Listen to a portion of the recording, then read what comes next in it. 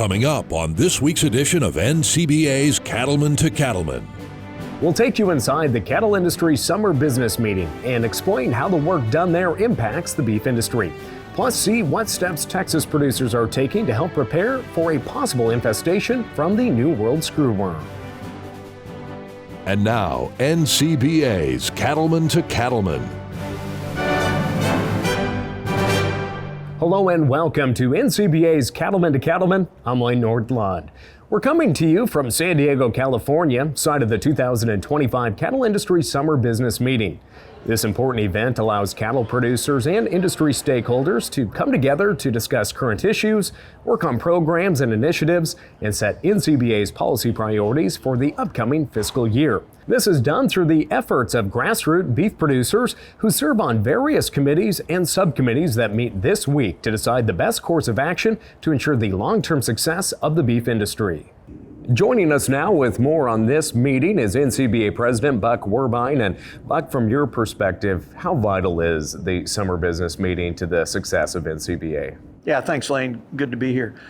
We have two big meetings a year. We have the summer business meetings and then, of course, the annual convention. And there's a lot of work done at both of them. But here the focus is the work and the committee meetings and so forth and doing the grassroots work of the NCBA. And so no trade show and whatnot. So both are very important, and this is really critical because of the focus we put in on it. Now, a lot of tension in the media on the new World Screworm.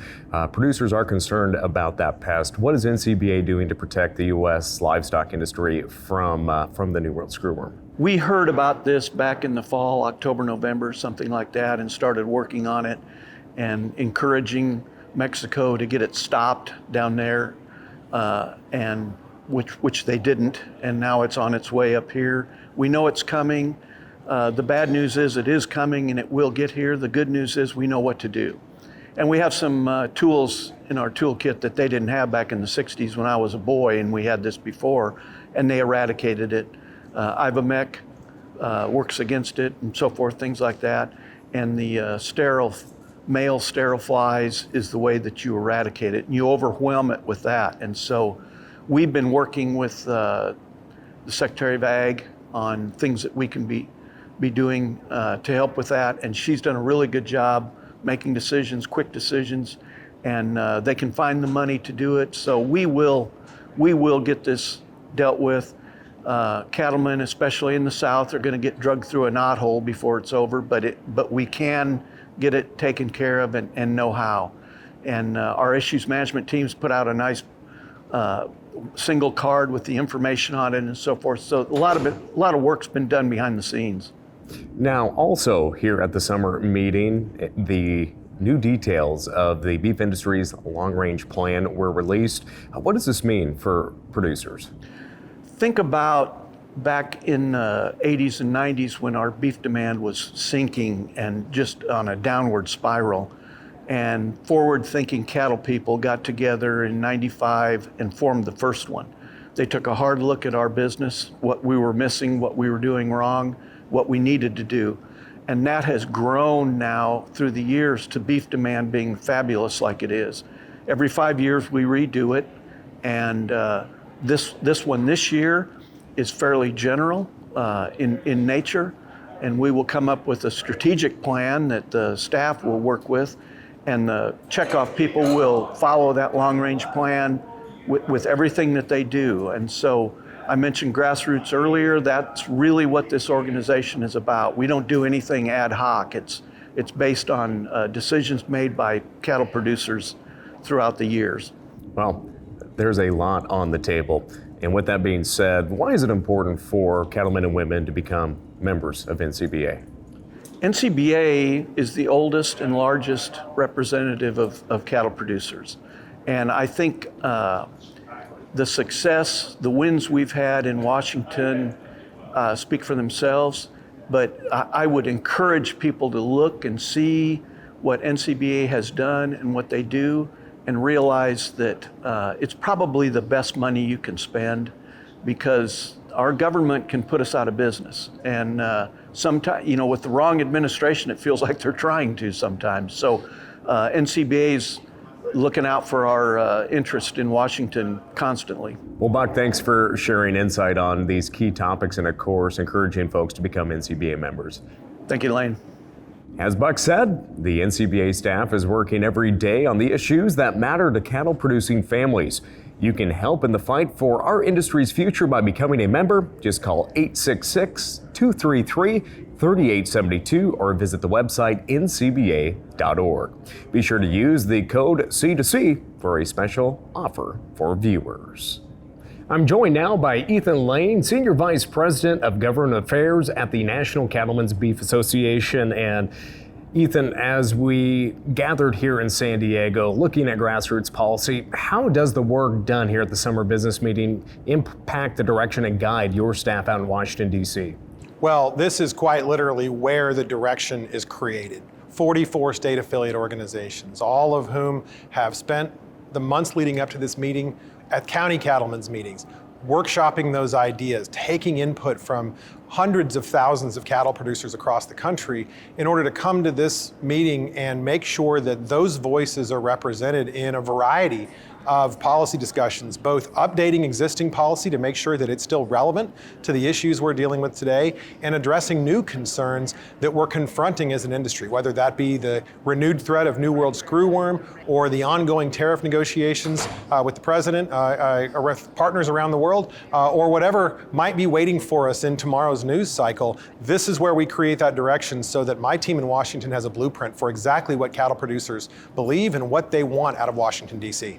Now, as we just talked with Buck about, and as you mentioned, the New World Screworm is top of mind for producers across the nation, but what are a few of the other key policy topics that you were addressing in Washington, D.C. here this summer? Sure. Well, we have an administration in the new Donald Trump second term that is moving very fast. And while they're really on a great page with U.S. cattle producers, they see the world the same way as us. Whenever you're moving that quickly in a supply chain as diverse as ours, there's a lot of moving parts to manage. There's a lot of feedback that we need to make sure we're capturing and delivering to decision makers, whether that be on the labor front, whether that be on the trade front, whether that be on this dietary guidelines and MAHA movement, making sure that the administration understands exactly where cattle producers are, making sure they understand what the value is to U.S. consumers and to the economy, and what we need to be successful. So that is a full-time job in Washington, just keeping up with that list of things right now. What is NCBA doing to address producer concerns about regulatory overreach? Well, good news about this administration is they agree with cattle producers around the country that the federal government has gone way beyond what it should have in creating regulations in a variety of different areas. We've seen that really early action from this administration on issues important to cattle producers, whether that be on land management, whether that be endangered species management, the National Environmental Policy Act, WOTUS, right, and EPA regulations. They have just absolutely sprinted out of the gate. Secretary Rollins deserves a tremendous amount of credit for the work that she is doing to get that information from cattle producers, from agricultural producers around the country, and translate it into tangible regulatory relief. This is a great time to be working on those issues when we have a like-minded administration that wants to help. Now, it's clear that all cattle and beef producers benefit from your team's work out in Washington, D.C., but what can cattlemen and women do to support your efforts?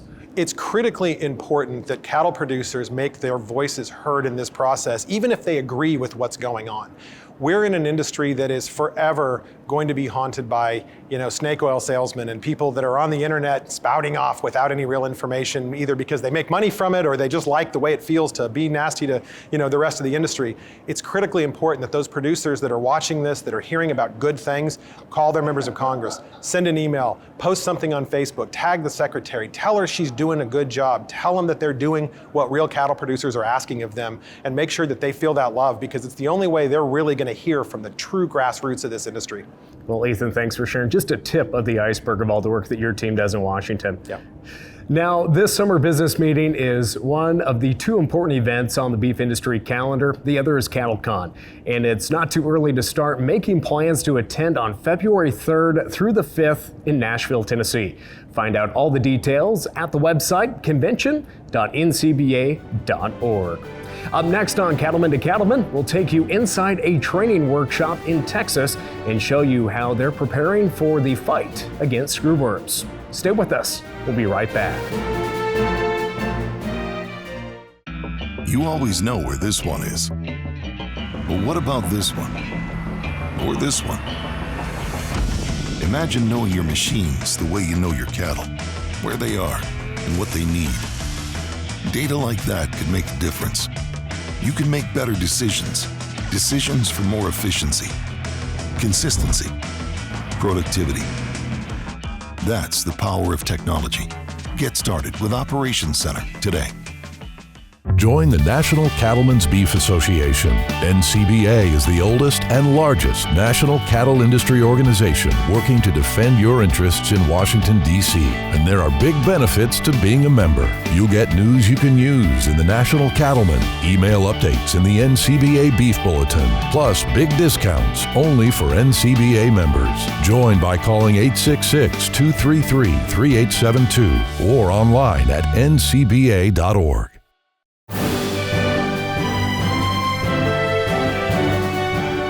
The New World Screworm, an insect once eradicated from the United States, is back on the radar of the beef industry.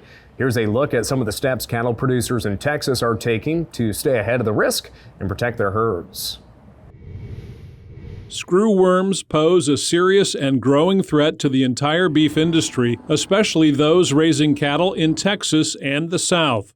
That's why ranch managers and livestock producers came together with state and federal agency experts for a special training event to share information about this dangerous pest.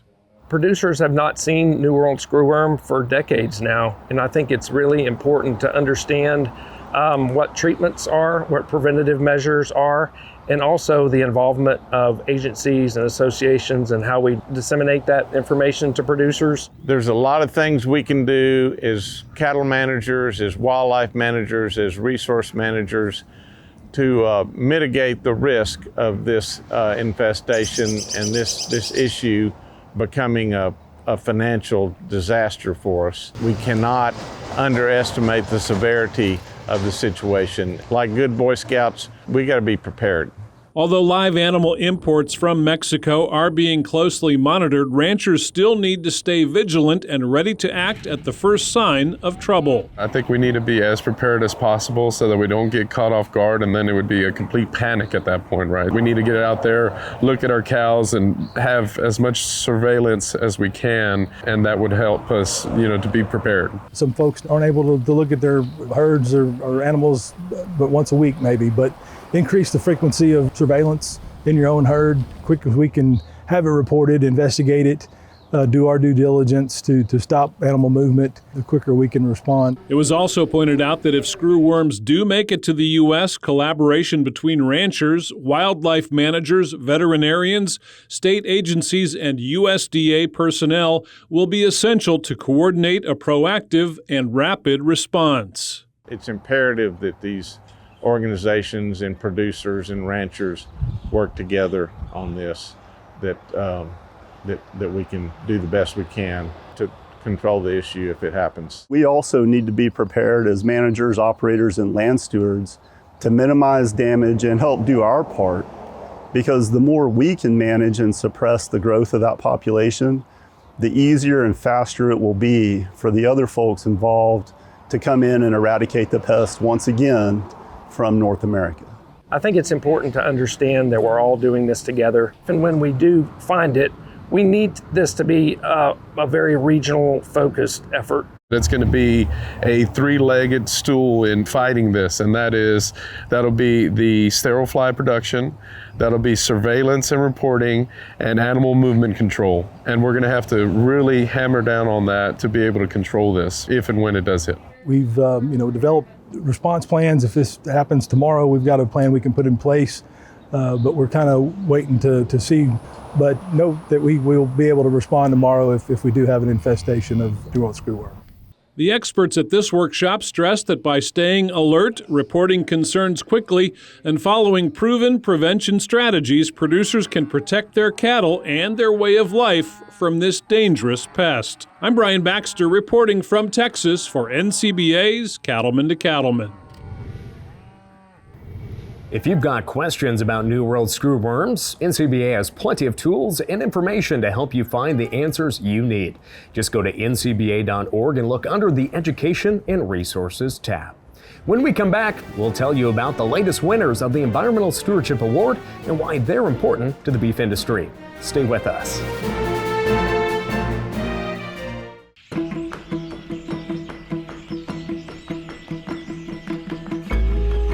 Grazing and pasture management is really the critical first step in our cow-calf operation. Without good quality pastures, good quality forage, it'd be really tough to make it with a cow-calf operation.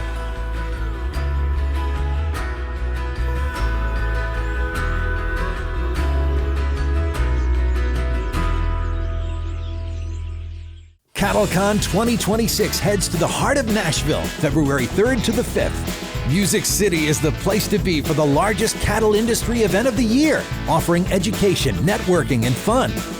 Plus, you can check out the huge NCBA trade show, outstanding entertainment, and more. Go where the beef industry meets. CattleCon 2026 in Music City, downtown Nashville, February 3rd to the 5th. Visit convention.ncba.org for more. We're always concerned about worker safety when we're dealing with livestock or farming or ranching environments. There's a lot of things and a lot of hazards that can happen. One thing we really are concerned about in any kind of sustainability model is the people side of that equation as well. And so if we can really keep our workers safe by training them appropriately, not putting them in a situation that is dangerous, it improves the sustainability of the operation by keeping those employees and retention of employees, because people like to work where they feel safe and they feel appreciated. Proper training, good equipment, a good plan is always something that makes somebody feel better about the day. BQA, the right way is the only way. The Beef Quality Assurance Program is funded by the Beef Checkoff.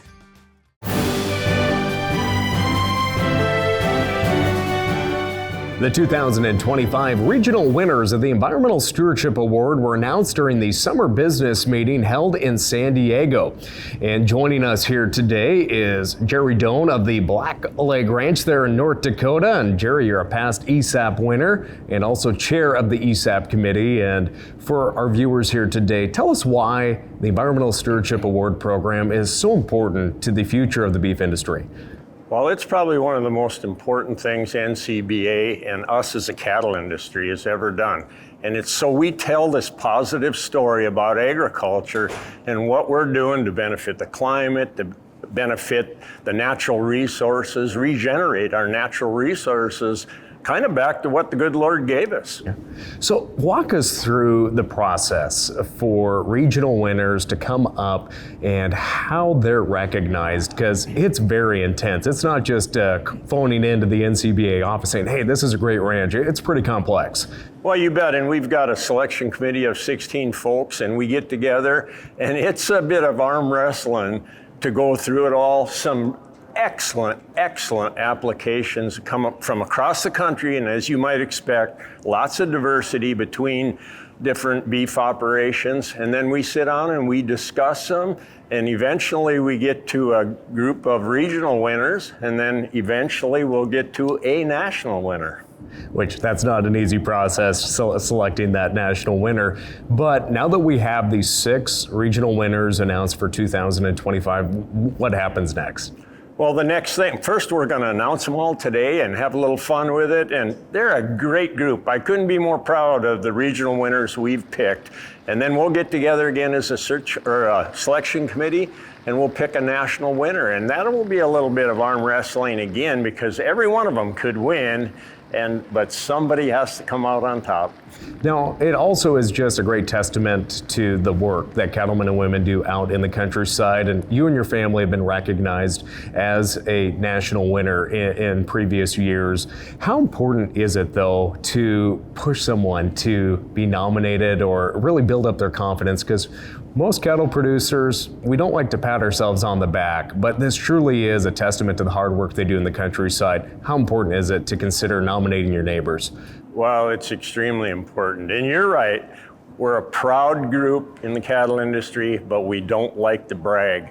And you really need to have somebody else write the application for you, because you've got to brag a bit and tell the positive story about what you've done for sustainability, for conservation, what you've done in your community, how you tell the story, because we really don't do a good job of telling the consumer what we do to make sure water quality is good, to make sure we're doing the right thing for the atmosphere, for sequestering carbon in our grasslands by rotational grazing and those types of things.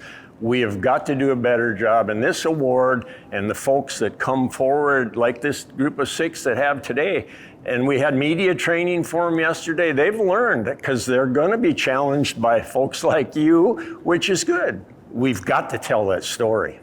Well, again, it's a great story to tell and an important story to tell. So, Jerry, thank you so much, and thank you for your service as chair of the ESAP committee. Oh, it's been a great experience. Meet a lot of great people just like yourself, and hopefully we make a difference in this cattle industry and across America. Well, Jerry, thanks for joining us here today. Thank you. Well, if you'd like to find out more about the Environmental Stewardship Award winners, see photos and videos, or even learn how to nominate someone for the award, visit the website environmentalstewardship.org. When we come back, we've got some important details to share about CattleCon 26 that you won't want to miss. Stay with us. Cattle producers across the country work hard to care for their animals and their land. The USDA's Natural Resources Conservation Service is there to help. Find out how you can work with NRCS to develop a conservation plan for your operation. Find possible funding resources for implementing conservation practices, or get free expert advice on ways to improve your farm or ranch. Visit the website nrcs.usda.gov today. This beef quality assurance tip is funded by the Beef Checkoff. Hi, I'm Jesse Fulton. Today I want to talk to you about transportation. Each year, millions of cattle are transported across the United States. Whether it be a bumper pull trailer, a gooseneck trailer, or a cattle pot going down the roadway, these act as big billboards for the beef industry. So in order to ensure consumer confidence, we need to ensure our animals are fit for transport. When assessing fitness for transport of our cattle, we are looking at 3 things. The health status of the animal, to ensure that we are not causing any biosecurity issues, the mobility score of the animal, and the body condition score of the animal, to ensure these animals are able to withstand the rigors of transport. To find out more about transportation, the Beef Quality Assurance Program, or the Beef Quality Assurance Transportation Program, go to bqa.org. The Beef Quality Assurance Program is funded by the Beef Checkoff.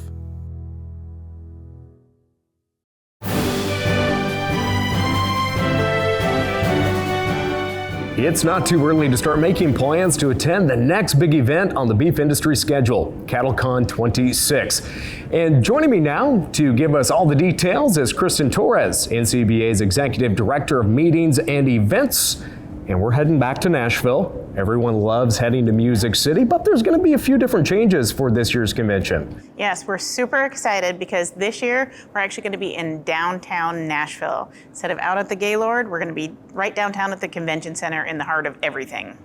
Now, of course, this new venue, exciting more opportunities to explore downtown as well. But why is it so important for folks to come, attend the events, but also take in the scenic city as well? Sure. Well, truly, this is the meeting for the beef industry. If you are in the beef cattle industry, this is where you need to be. We have education. This is where policy is set for the industry. So if you want your voice to be heard, you need to be there. And then we have the largest trade show for the beef cattle industry as well. So anything you need for your operation, we're going to have it there in Nashville. Well, one constant at convention, of course, is the educational opportunities, the speakers that come in, and of course the entertainment. What's in the lineup for this year? So we have a great lineup that we're pulling together for everyone. Super excited to announce that Dale Earnhardt Jr. is going to be our opening general session speaker. We are so excited to have Dale Jr. as part of our event. Additionally, we have Cattlemen's College education with over 25 breakout sessions. We're going to close out the week with a Grand Ole Opry at the historic Ryman Theater. It's going to be an amazing event. Well, everyone needs to head to the Mother Church of Country Music and the Ryman. There's nothing like that in Nashville. But of course, another big part of this is that NCBA trade show, as you mentioned. What's in store for this new venue there? What can folks attend as they make their way through the acres and acres of the trade show? Yes, as I mentioned, the trade show is the largest show for the beef cattle industry. So anything that producers need for their operation, they're going to be able to find there. Additionally, we have education programs on the show floor. We set a demonstration arena where we bring in live cattle and do cattle handling sessions. And then we have a reception every day in there too, so there's a great opportunity to network. It's really different than any show in the industry. Well, again, Kristen, thanks for giving us a glimpse of CattleCon 26 there in Nashville, and we look forward to seeing you down there. Thanks for having me. Now, as Kristen mentioned, CattleCon is going to be the event of 2026. Now, you need to mark your calendars for August 20th. That's when registration and housing open, and you can secure the best prices to visit Music City. Go to convention.ncba.org for all the details. That wraps up this edition of NCBA's Cattlemen to Cattlemen. Thanks so much for spending time with us. We'll see you again next week on RFD TV.